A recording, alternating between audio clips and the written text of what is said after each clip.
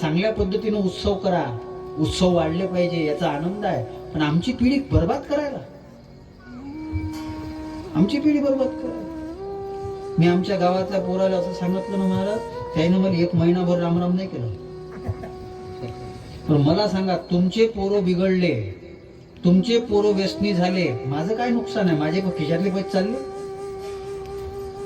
माझ्या खिशातले चालले पैसे, माझ्या शरीराला त्रास आहे.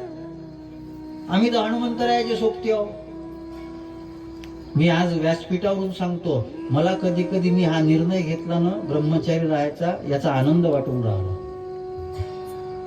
सहन नसतं झालं मला हे दुसऱ्याचे लेकरं पाहूनच तर जळजळ होते अंतकरण. स्वतःचे जर असते ना असे केले असते तर किती अंतकरणाला वेदना झाल्या असत्या, काय केलं असते.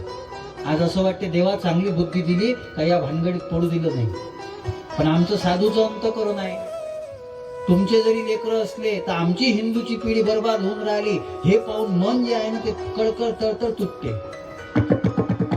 आणि आमचे पोरं यांना काही लाज वाटत नाही. हो, 1-1 लाख रुपयाचा डीजे आणला जातो फक्त 3 घंट्यासाठी. 1.25 लाख रुपये खर्च केले ना, 9 दिवसाची रामनवमीची रामकथा होते, मंडप, साऊंड आणि कथाकार सहित 1.25 लाख रुपये. किती चांगले संस्कार होतील. नाही, माहोल नाही जमता. अरे सुनील झाला तुमचा माहोल, लेखा सगळं खतम करून राहिली पिढी, ताकद नाही राहिली हिंदू मध्ये.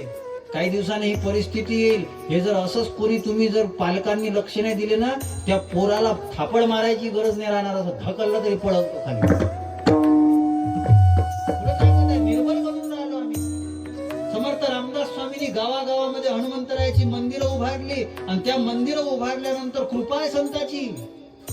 कशासाठी मंदिरं उभारली त्यांनी? आमचे पोरं एकत्र यावे, त्यांनी बलोपासना करावी. आता पोरं एकत्रित येतात, सगळेजण मोबाईल आणतात आणि गेम खेळतात, फ्री फायर मारा एकमेकाले, संघर्षच.